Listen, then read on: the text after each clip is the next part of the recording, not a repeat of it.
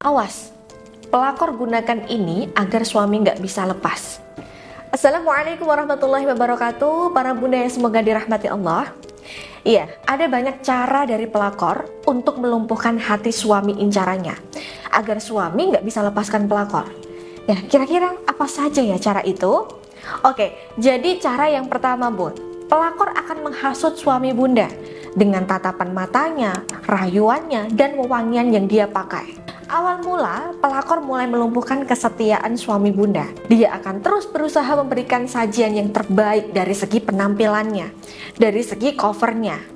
Ya, walaupun dari segi fisik dia kurang oke, tapi dia akan tunjukkan sisi menggodanya di depan suami bunda.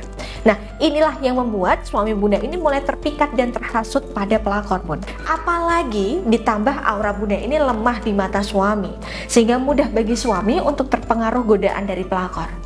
Nah, kemudian yang kedua, Bun, dia akan melakukan playing victim di depan suami bunda.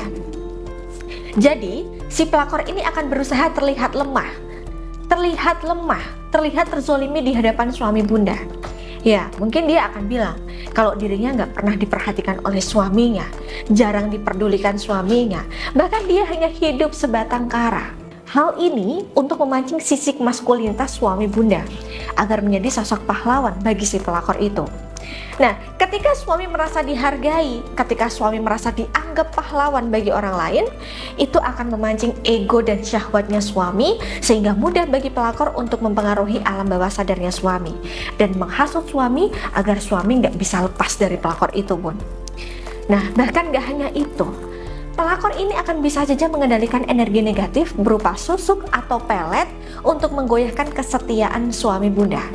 Nah, biasanya ketika suami sudah terpengaruh energi susuk, pelet atau semacamnya, sikap suami akan berubah jadi dingin.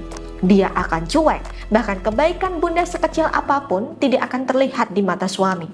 Iya, begitu dahsyatnya pengaruh energi negatif ketika sudah menutupi batin suami bunda. Karena setan atau iblis itu akan berusaha membuat pasangan yang sah terlihat buruk rupa dan menghiasi wanita yang bukan mahramnya dengan segala balutan keindahan. Bahkan hal ini diperjelas dalam hadis riwayat Tirmizi. Wanita itu aurat.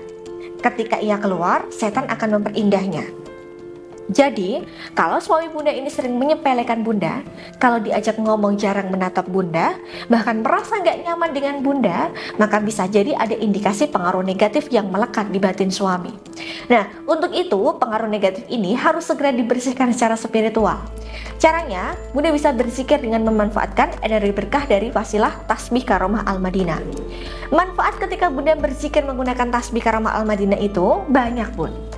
Selain bunda bisa lebih mendekatkan diri pada Allah, energi dari tasbih karomah Al-Madinah ini insya Allah dapat membantu membersihkan aura negatif dari pelakor di dalam diri suami bunda. Sehingga kedepannya rumah tangga bunda akan jauh lebih harmonis. Bahkan Allah Subhanahu wa Ta'ala juga berfirman dalam surat Al-Maidah ayat 35. Hai orang-orang yang beriman, bertakwalah kepada Allah dan carilah jalan yang mendekatkan diri kepadanya, dan berjihadlah pada jalannya supaya kamu mendapatkan keberuntungan. Jadi bagi para bunda yang ingin berikhtiar menyadarkan suami dan ingin memanfaatkan energi berkah dari tasbih karomah Al-Madinah ini, silahkan bunda bisa menghubungi nomor yang ada di atas ini untuk mendapatkannya. Iya, baik, itu tadi yang bisa saya sampaikan pada bunda. Semoga video ini bermanfaat untuk kehidupan rumah tangga bunda ke depannya. Baik, saya Mbak Novi, saya pamit mohon undur diri. Akhirul kalam wabillahi taufiq wal hidayah. Wassalamualaikum warahmatullahi wabarakatuh.